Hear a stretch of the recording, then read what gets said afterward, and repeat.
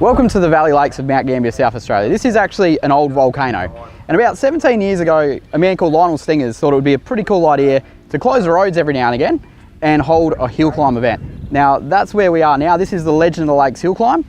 We're here and we're going to be talking to the competitors. We're going to be exploring the track. We're going to be telling the story of the history, and we're really going to show you why I think this is the best grassroots motorsport event in the whole of Australia.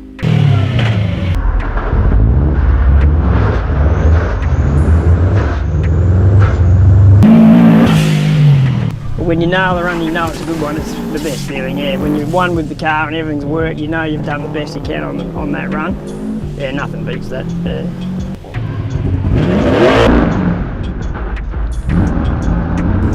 I know, it's about fun. If you're not having fun, you might as well go play golf. Same result.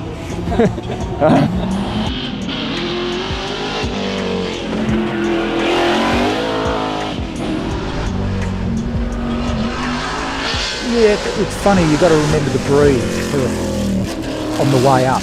Most times you end up holding your breath from the beginning. You don't catch your breath till you get across the start line, or finish line, sorry. So yeah.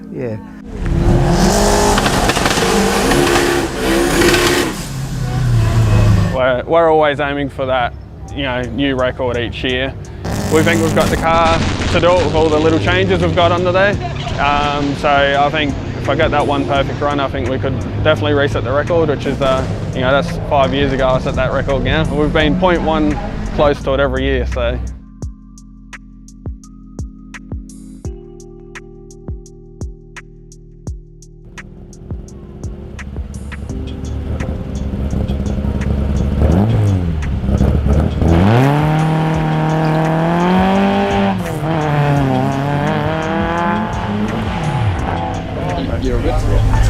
So just quickly, your name and what's your car? Sean Stingers, and this is a Mark II Ford Escort. Well, it's been a race car for a long time. It used to be a dirt rally car. About probably 20 years ago it was converted to a track car, Hillclimb car, and we've gradually modified it and improved it here and there. And so she's got just your Pinto, pretty worked Pinto, and 45 Webers, Atlas diff, 4-wheel disc brakes, all that sort of stuff. So yeah, bit of fun. Just wanted to tell us the story of how the whole event sort of kicked off. It was an idea that my father, Lionel Stingers, had, and he put it to the Southeastern Automobile Club. I'm Peter Locke, and this is a 1962 Morris Cooper, not an S. It has a lot of S specification parts in it now, but yeah, originally very old, very early Cooper.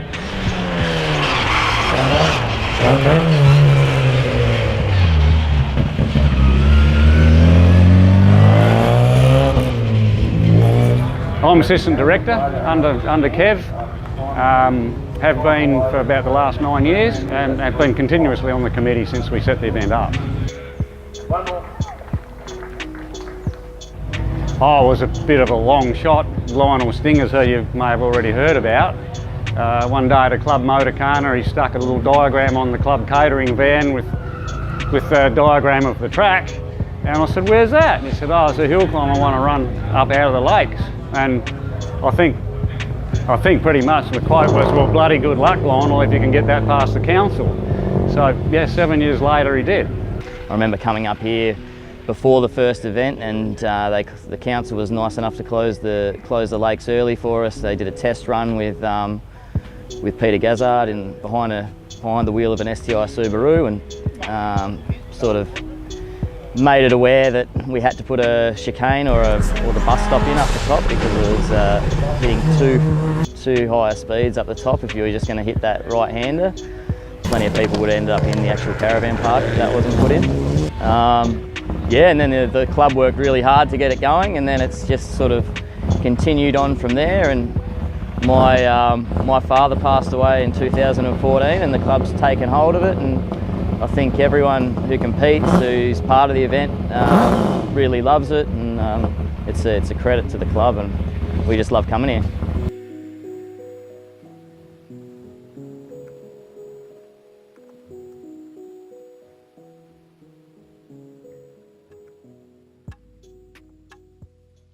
From humble beginnings with just 75 mostly locals competing at that first event, Legends has grown and it now sees 150 cars compete every year and entries often selling out in under 24 hours.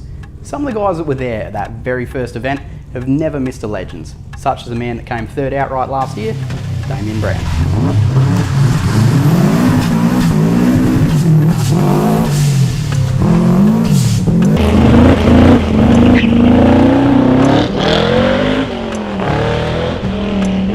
So my name's Damien Brand.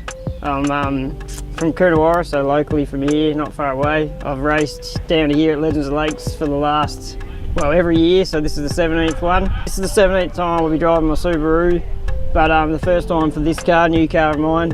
It's a 87 Commodore. It was a track car previously, so it's not really set up for hill climb, but I'm having a bit of a go with it, having some fun with it.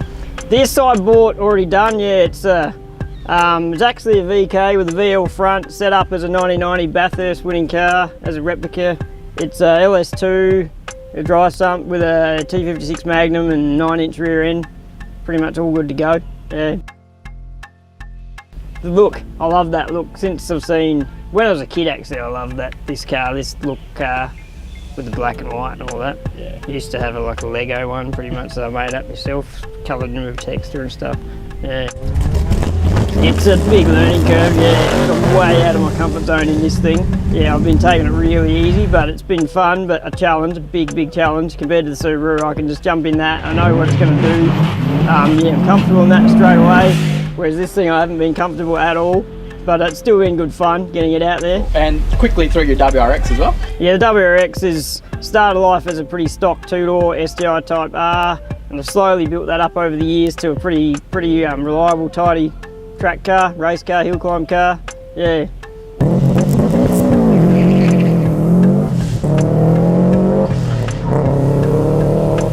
So, what keeps you coming back to Legends? Oh, pretty much, because it's a local event, I'm probably biased, but it is probably one of the best, if not the best, hill climb in Australia. Yeah, it's just well run. Look at the location we're in now, it's like pretty awesome. When the sun's out, and the weather's good, it's a pretty good spot, yeah. And I just love the track, the course is great, and the atmosphere with all the other competitors is always great. People I've met over the last 17 years, that's the best part of it. That's more fun than the racing, really. You come and hang out with your mates, have some fun, and then you jump in the car and run up the hill, basically. Yeah. For the both years. Who's got the bigger balls? Him so far. Close. Who's faster? Currently? Honestly, who's faster? Him by a little bit. He normally wins every time, but this week. Nah, it's normally very close between myself and Norris. A good rivalry considering he's got a big block 6-cylinder. I've got a baby 4-cylinder. So. He's got the budget. I'm just on bold tyres.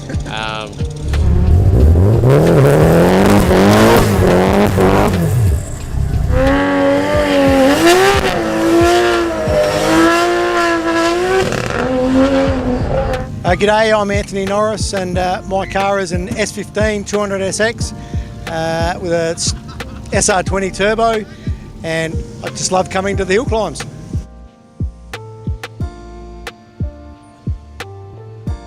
Andrew Campbell on S14 200SX, and I run a RB2630 with a sequential gearbox. So good fun.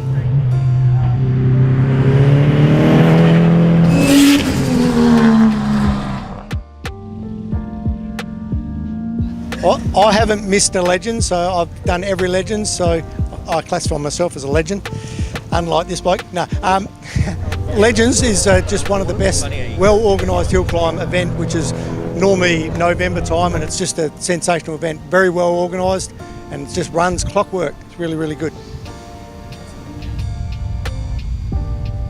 No, I think it's good because you get a massive variety of cars with different power, different setups. Some cars are stock as a rock and they will be within a bee's dick of each other, and it's just that is the best bit.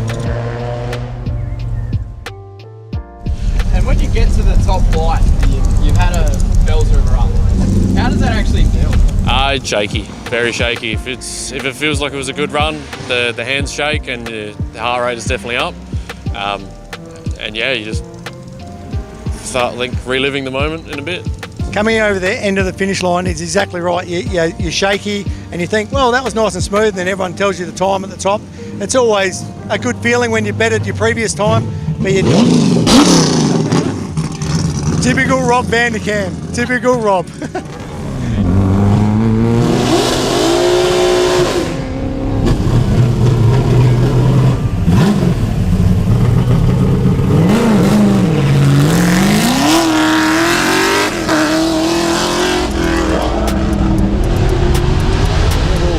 My name's Robert Van der Kam and I reside in Dorwer.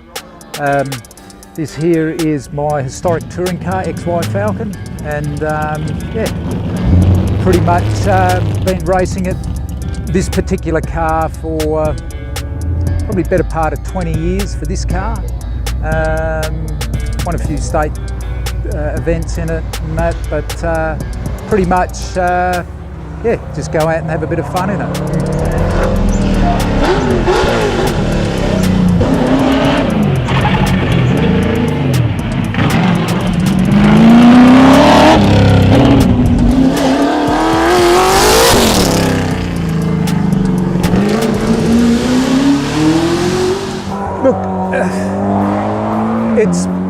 Look, it's not as wild as what most people think it is. It's got a freestanding roll cage in it, and it'd probably take me, I don't know, probably half a day to put it back on the street again.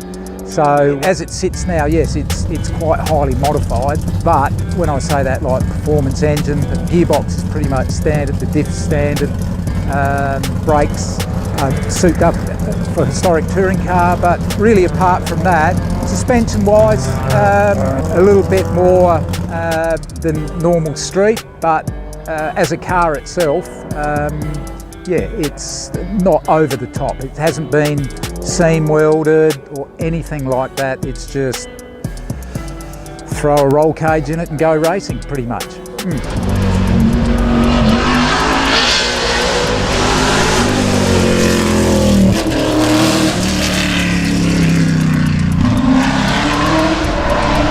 So what keeps you coming back to Legends every year, Rob? It's a fantastic event. Like, it's one of the best run events that we've been involved with. Been involved with in motorsport for many years, and also the people that are here. A great bunch of people that run the event, and you know, all our friends come down. It's just a great social weekend away. Yeah, so it's just the whole overall package, so to speak. Yeah. Considering it's been running for so long and being contested by probably thousands of people in specialty built cars, it may surprise you to know there's been just 3 winners of the Legend of Lakes Hillclimb. Peter Gazzard is a 7-time champion in his Mitsubishi Evo. Dan Day, who we'll speak to a bit later on, is a 6-time winner in a Subaru WRX. And there's this man and his Datsun. So what's your background with Legends? They said it's the 17th year, so I was here at the first and missed the last couple of years due to COVID. Other than that, every one. I think I've won 3 and I've been second outright in every other one that I've done. Yeah, so that'll probably change this year, might, you know. It's, as long as I'm in the top 10, I'll be happy. Yeah, yeah, and when you look around at some of the cars that are here, they tell me how fast they are. Yeah, maybe top 5. We'll see.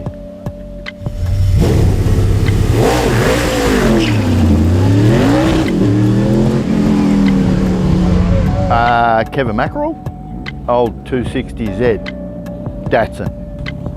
I call it a tractor because it is just a Datsun 260Z for all those out there that think it's on a Hilux chassis or a Cruiser chassis or a whatever chassis. It's not.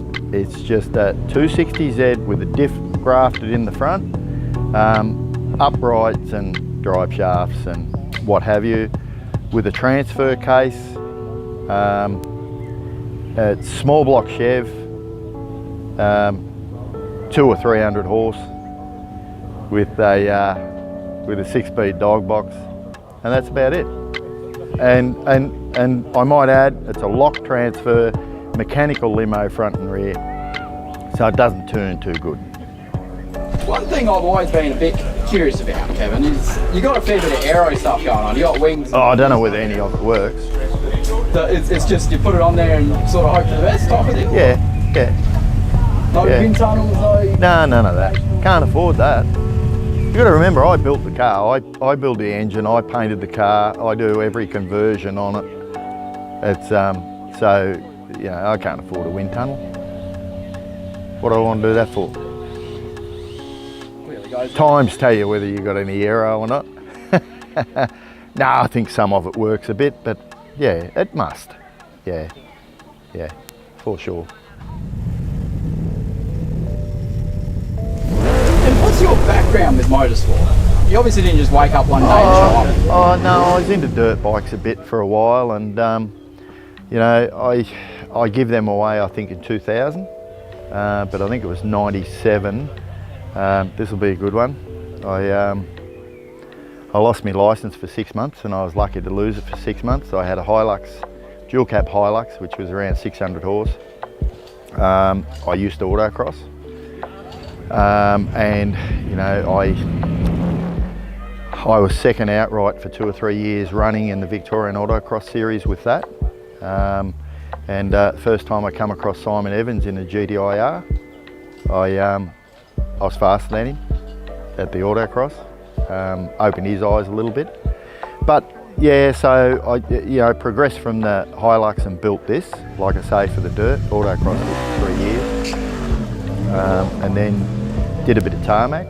I think it was 2003. I won the Victorian Autocross series outright and the Victorian Hillclimb series outright.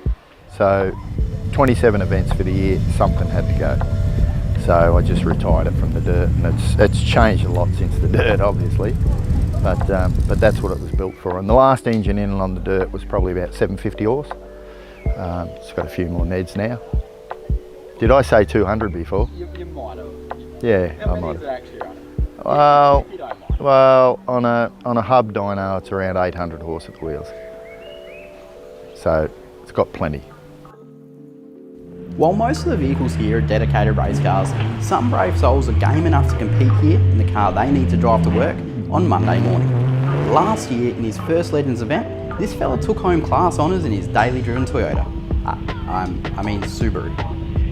Alright, so Nathan Crettenden, and I drive a 2017 Subaru BRZ. It's mostly stock, nothing done to the engine other than it's tuned to run on E85, and it is running aftermarket headers, and it also has a different ratio final drive in the diff, just to give it a little bit more acceleration at the cost of top end speed. So you drive down in your race car from that? Yeah, that's right. So I'm in the road registered class, and the spirit of that class is generally that you drive there. And this is my daily driver. I drive this to work. I'll be driving it to work all week. It's stock interior. The kid seats are out at the moment. They'll go back in for the week ahead. And yeah, unless I bin it, then it's the car for the week ahead as well.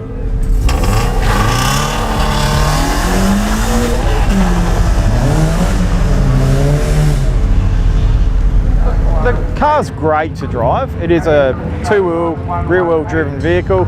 It's a little low on the power, but through the corners it punches above its weight, especially for its class.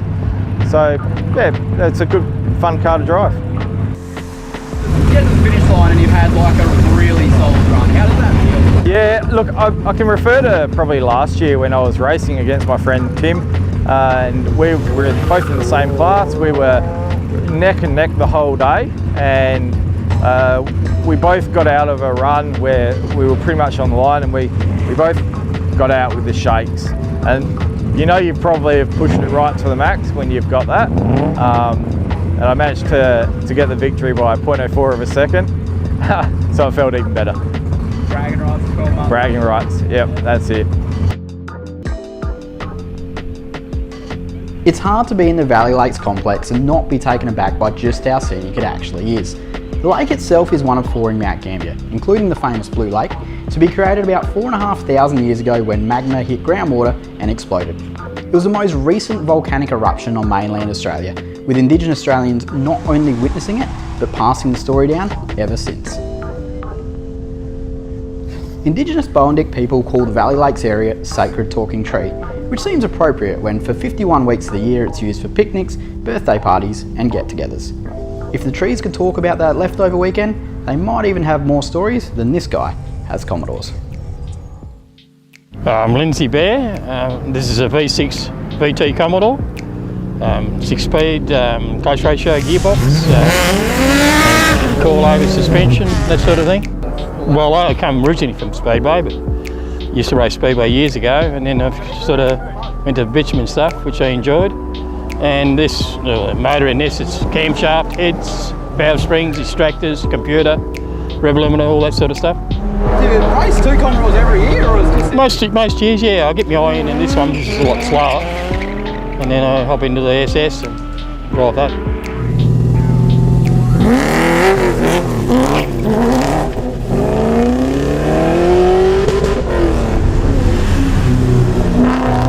Well, the track itself's great, as you know. You can't afford to make a mistake, otherwise you end up in the bark, as you know. But no, it's quick, and it's not like it's an enduro thing, so you don't get tired doing it. So yeah, it's quick and it's all over, and of course it's all the matemanship, yeah, with all the fellas come down here and talk cars and yap a lot and all that sort of thing, you know.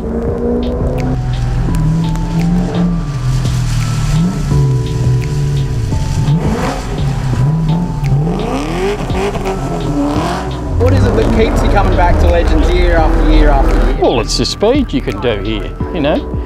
Where can you break the law in speed? You can't, you know. We're here, you can go as quick as you want. Is you game enough to do? I scare myself, and that's what it's all about. I enjoy that, you know. You get your heart rate up, and that's what it's all about. It's not how quick you really are, it's how you feel about your run, right? At Bathurst, the main drivers do around 80 laps of practice and qualifying before they start the 161 lap race. At Legends, you get somewhere around 10 laps total throughout the weekend. In that time, you must learn or relearn the track, get up to speed with a car you might not have driven for months, and successfully keep it off the walls. If it rains, you won't set a fast time. If you mess up one turn, you will not be beating your PB. It's a challenge best overcome by some of the most experienced drivers on the grid. My name's Russell McKenzie, I'm from Ballarat.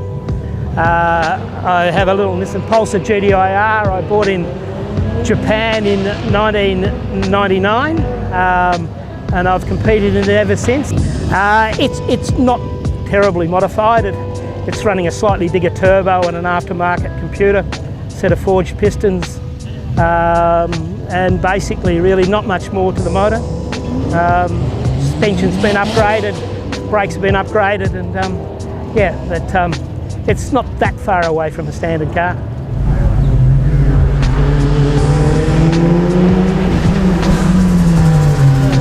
I was a car dealer, I'm retired now, but I was a car dealer, and I used to import a lot of cars from Japan. I actually had compliance on GDIR Pulsars at one stage, and when I was over there one day I found the car and thought I wouldn't mind keeping that myself, so that's it. It came from Japan with the roll bar in it, etc. I think it's a genuine Nissan roll cage, so it's probably been a competition car all its life. And roughly how many events do you think you've done with it?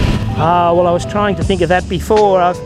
I'm on my second Motorsport Australia logbook, but I also had a club logbook before that, which was pretty full, so it would have, I don't know, probably 10 or 15 events each year for the last 20 odd years, so it's a few.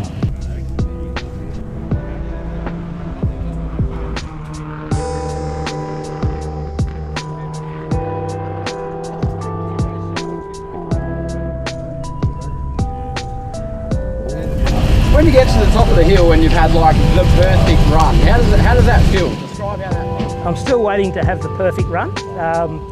it'd be nice to be able to get to the top of the hill and say, that was absolutely perfect.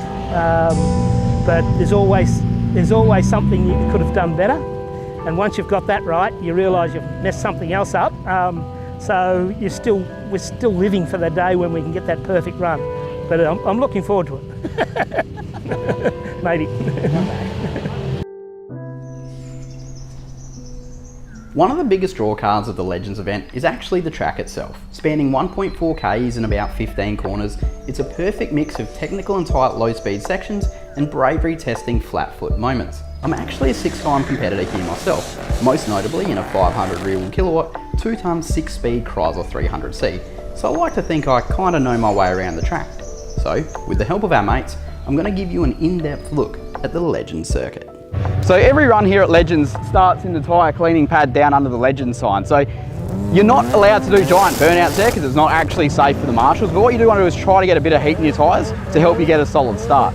From there you move up to the start line, and there's a bit of discussion about what the best way to use the start line actually is. You can position yourself anywhere along there, to the left or to the right. Some people like to go to the left to make the first corner into an arc. Other people like to start on the right to get the best racing line to get into the first corner. I just copy what the quick guys do. It's all down to getting a good launch at the start. It starts with that. If you get good grip off the line, then you know you're going to set a good time from there, basically. Get good grip off the line. For me, it's first, second, third gear for the first corner here. If we look over here into the first corner, in most cases, you're in second or third gear, you've got your foot flat, and you want to try to be able to take that pretty much flat out. The pits are right there, the guys can hear you if you back off, and it's definitely key to get good speed early to hopefully set you up for a good run. Through the kink. If the car's flat through the kink, there's a lot of faith in that, and if it's not, very sketchy going through it. So that is the most scary part to me.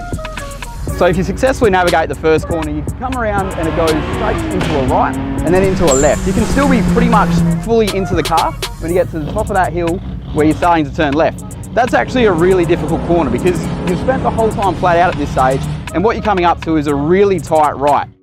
Oh, look, to me, I really like the bottom of the track where it's nice and tight and twisty and flowing. I really think down through the S's here is probably the best part of the track. Yeah, enjoy that. This is actually a really deceptively hard right turn. So you come out of some pretty much straightaway stuff, you can get away with being pretty much flat, but you have to brake quite hard for this and position yourself accordingly as well. So the whole track bottoms out away from you. And if you're positioned in the wrong place, you will certainly end up in the bark chips, as I've done on a couple of occasions.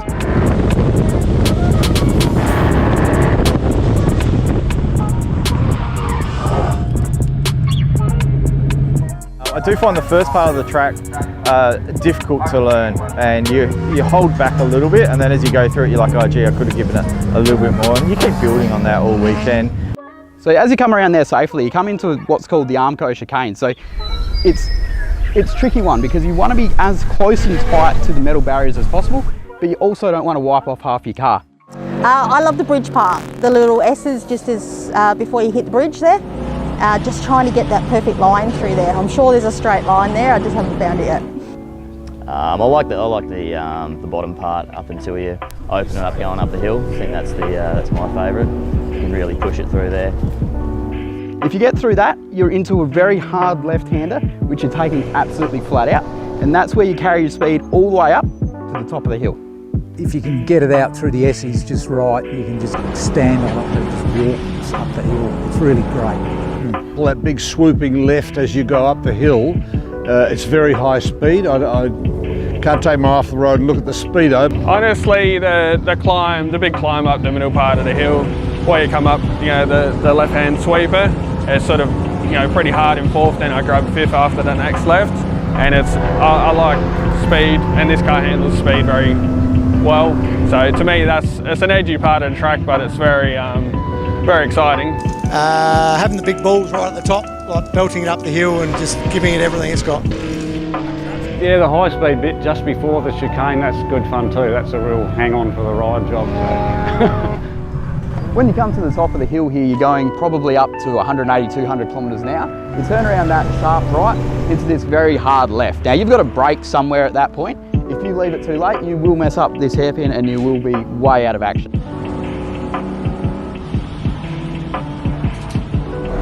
How do you do it? What's your trick? How do you pull her up? Well, desperately. There's a pretty fine line there, but yeah, I've maybe made a mistake once, but yeah, can be very costly and very expensive at that end.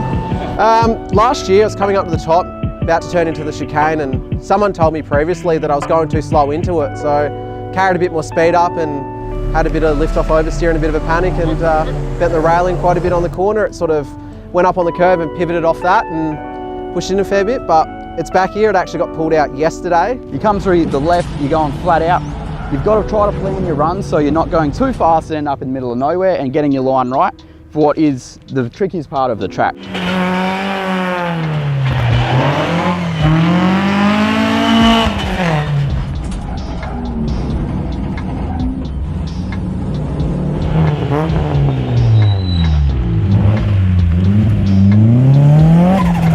At the hairpin here, some of the guys do a really cool hydraulic handbrake turn. It's very difficult to do well, and it's normally slower than it actually needs to be. But the reason a lot of guys do it is this area is actually normally full of spectators, and it's a great bit of fun to put on a bit of show for the crowd. Hit the bus stop, down to second, down to first, handbrake for the hairpin there, make sure you do the biggest slide and smoke as much as you can for the spectators there. You come out of that, there's this one more left-hander here. It's 90 degrees and it's a lot tighter than you expect it to be. If you're like me, you're probably about sideways by now, and then we go into the final corner. You come out of that corner and you probably get into about second or third gear here, and then it's quite a sharp right and up to and across the finish line.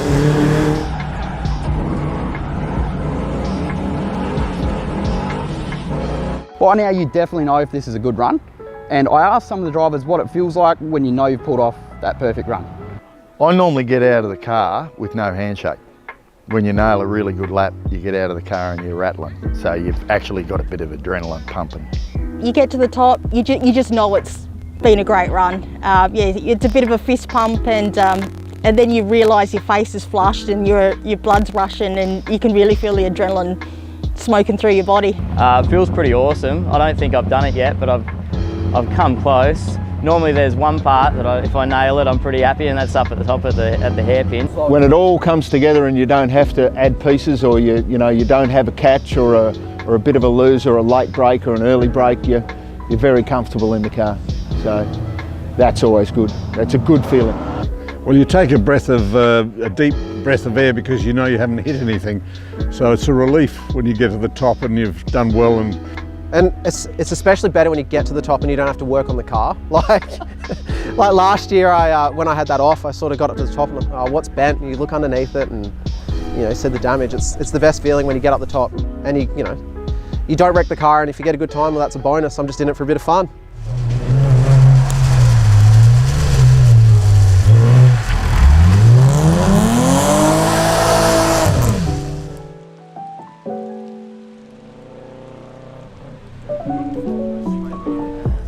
Being a true grassroots event means that you have people from all walks of life and all sorts of cars competing together, laughing together, and having an absolute blast together. For this one weekend a year, your job, your background, and even your car don't really matter. We're all just mates sending it up the hill together. One thing everyone here has in common is their love for cars and the thrill of pushing them to their limits. These next two guys show that contrast, but also the shared passion, which, to me, is what Legends is really all about. Okay, I'm Greg Keane, and this is a Porsche 911 GT2 RS.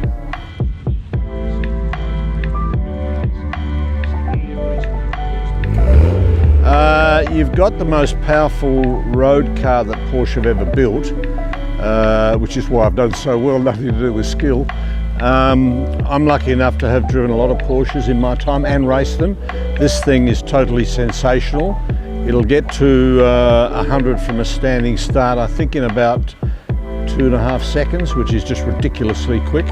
Acceleration is the thing that you really notice in this car, 750 horsepower. It's a bit of a beast because all that power goes out through the back, but Porsche have been building these things for 50 years and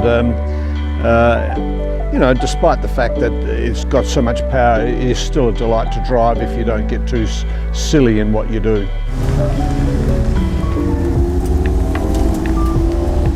no creature comforts. Every bump you go over, you feel it. You can't go over a spoon drain straight on because you'll scrape the front of it. Oh look, it's a car that you can drive on the road and it's road registered, and yes, you can go down to the shop, but it's not particularly a pleasant car for that sort of thing. We keep it in the garage and bring it out for this sort of event.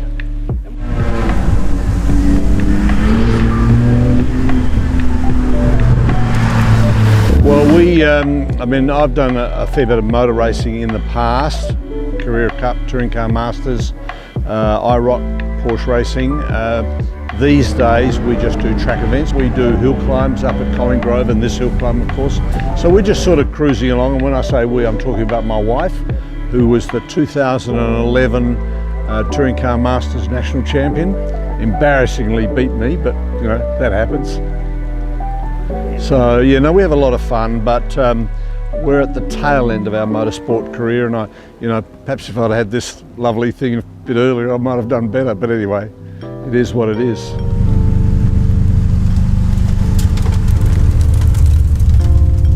You send it, bro? Yeah. I made it up here too, that's a bonus. In one piece, in one unbent piece as well. Hey, my name's Chris and this is my 2002 Mitsubishi Magna. How long have you been competing at Legends, Chris? About 5 or 6 years now. So I've been running the Magna. I ran a different one the first year and liked it, so I actually built a proper one.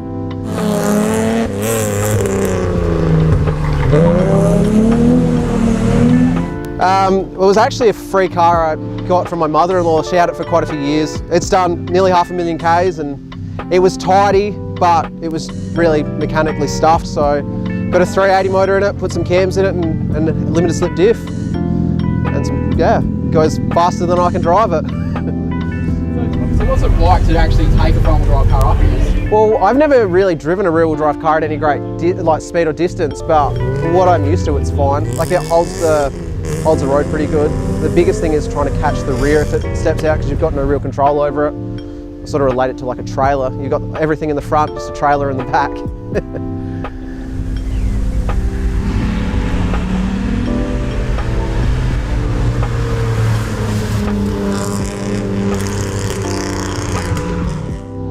I definitely have a ball of fun with it. It's just, it's a good laugh. It's something different, and you know, it's just something different, and I enjoy that. One of the coolest things about Legends is that people come back year after year, gradually developing their road cars into flat-out monsters in the pursuit of tenths of seconds. There is no better example of that than this Corvette chassis Commodore. It's Mick Argoon. This is me 1985 VK Commodore Big Banger. It's had a bit of a rendition to what it was last year and a bit of a rebuild. And, yeah, struggling a bit with it this year, but we'll get there. We've missed a year through a breakdown, but that was the night before, so never missed one. Never missed one apart from that. Ended every Legends. And when you first started out, were you in a Commodore from day one? Yeah, I bought an ex-show car, VB Commodore, and took off from there. I binned this particular car 7 years ago, so it had a major rebuild from there, but yeah, bent a couple of them. Tell us that story of how this came to be. Well, I crashed the car. We salvaged a few bits out of it, put it into a spare car, and ran that for about a year. In between times we went to America, and I was having a look around over there and came across a C6 Corvette, and yeah, an idea bloomed. It's a tube frame, space frame car now, a lot of fiberglass, still a tin top, still a front engine tin top car, so yeah, basically it's an LS, 6 litre LS with a trans tube and a sequential dog box. And what's it actually like to drive? I think we've got to a stage where it's pretty well balanced. It's an angry car to drive, but yeah, we're getting there. I've been part of the committee for the last couple of years, so yeah, I think we put on one of the best shows in Australia. I've been to a lot of hill climb events. You know, you get your guess your iconic venues like Bathurst and Collin Grove and you know, and Mount Cotton and places like that, where it's all about the history and it's about being there at the track. I mean, there's not a lot of history here other than it's a fantastic event, you know, run by a very small group of people, and it turns out to be a really, really good event, very picturesque. So, yeah. Before we get to our final two competitors who just happen to be the fastest guy and girl up the hill, I'd like to take a moment to talk about some of the legends behind the scenes. It takes a full year to plan each event, over a week to set up the track and barricades, and what must be a very hectic 3 days while we run up the course. All the work is done by a relatively small group of SEAC volunteers from around Mount Gambier, with each year feeling even more organised than the last. From the competitors, I just want to thank everybody behind the scenes who work so hard to make the event so special. From holding a minute's silence for Remembrance Day to a nutbush dance-off for charity, you've created a truly unique place where everyone can feel welcome and have a brilliant time. What's it like being a girl in a male-dominated sort of sport? To be honest, it just feels like anything else. The motorsport community, wherever I've gone, have been completely and utterly accepting of me being here. I've never felt out of place, but I definitely enjoy beating the boys. There's always that competitive edge, but to be honest, I'm actually more competitive with the girls. I really don't like being beaten by them, so that just edges me on that bit more, but I do like giving it to the boys as well, for sure. There's always a bit of banter at the end of each event, so it's great.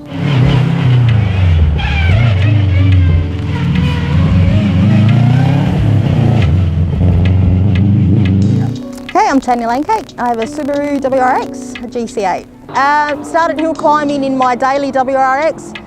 Realised I was hooked after a couple of years, so found this was an eBay bargain, stock standard, repairable ride-off. Got it sent over from Queensland, and then just slowly started modifying it and turning it into the car it is now.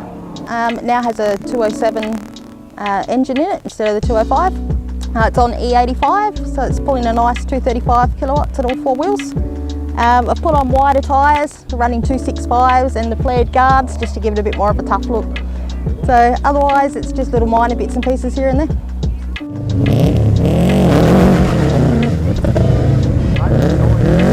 How do you explain it to your non-car friends what exactly you do? That's a really good question. For me, the easiest way to explain it is said, just what are you passionate about?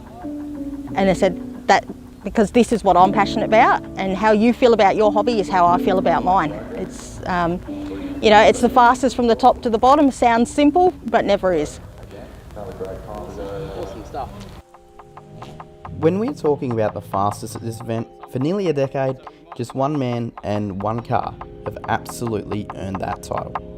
You see here, kid, you gotta just go for it. Don't think about what comes after or what came before. My name's Dan Day, and this is the SJ1000 Subaru. We've built it in-house at S&J Automotive, and it's been up and running for nearly 7 years now. And each year we try and make a couple changes here and there to make it go faster and faster.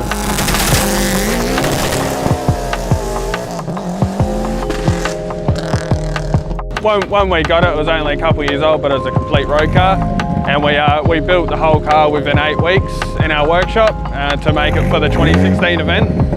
So it was a big push, but we really wanted to make it, you know, this to be the debut event for the car, and we managed to win the event, our first event in the car. So. You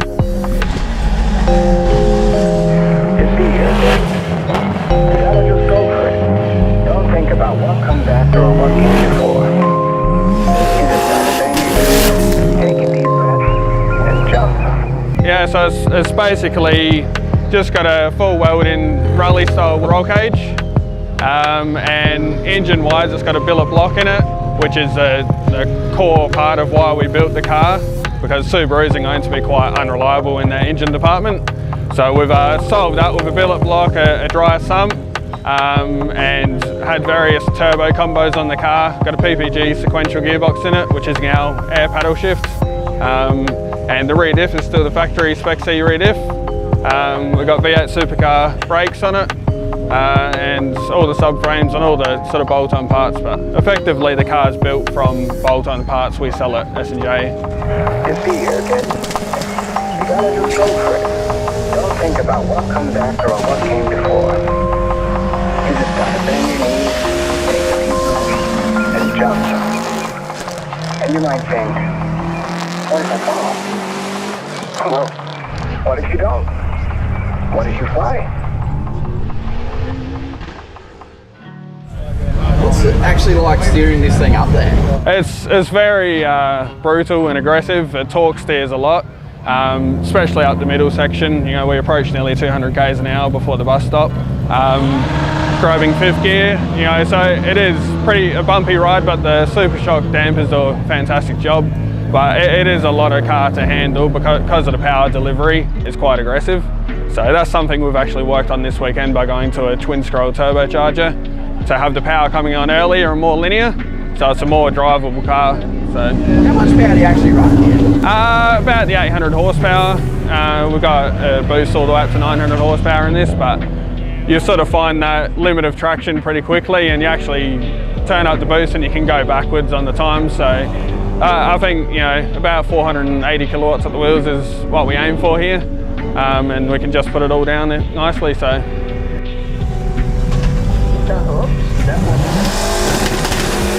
In the past, I've done 3 years of the Dunlop series in the V8 supercars.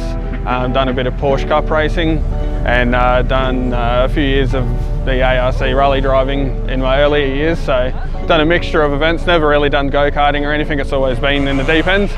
And yeah, the last 7 years has been focused on this car, doing hill climbs and time attack events. So, and then further developing it for our workshop. So. And what do you think of the actual Legends circuit itself? Out of all the hill climbs, I've done basically every hill climb in the country now, and this is by far always my favourite. It's just got the right mix of low speed stuff at the start, and it's got the big high speed stretch to a tight finish, so it suits all makes and models of vehicles. You know, 4-wheel drive and 2-wheel drive can be fast here, and we've sort of worked out the best balance of all of that in the one car for this track. So.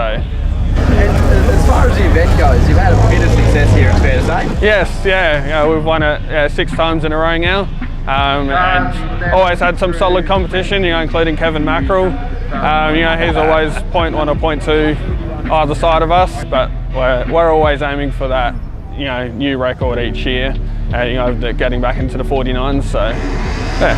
So that's your aim, is to set a new record this weekend? Exactly. It's always our aim, and you know, if the weather holds out, we've got the tyres. We think we've got the car to do it with all the little changes we've got under there. So I think if I get that one perfect run, I think we could definitely reset the record, which is, you know, that's 5 years ago I set that record now. We've been 0.1 close to it every year, so. It sort of sums up what it's like for all of us here. Like, you're at the top of the pile, obviously, but we all come back every year trying to just like... Exactly, yeah, 100%. It's very, very challenging because, you know, it's 12 months in between runs here for everyone. It's not like we can come and do test days here and work on the setup of the cars. It's pretty much, you're just straight into racing 12 months later. The track degrades in those 12 months of weather and so on, so it's yes, very challenging to get faster and faster, but that's why you keep tweaking the car and trying different things. So.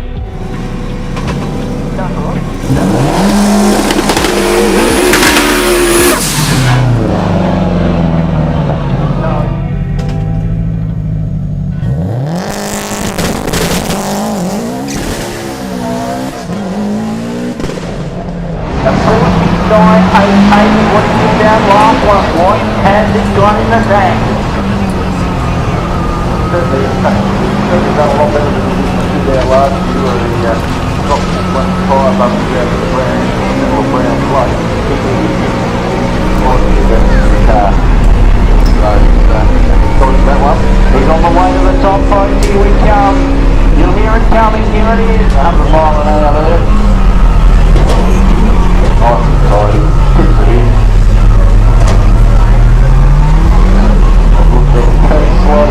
Coming out of the engine. Do you reckon he's around this donut? I don't think so. Goes across the line. Have a look at this. What's he got? A 49.0!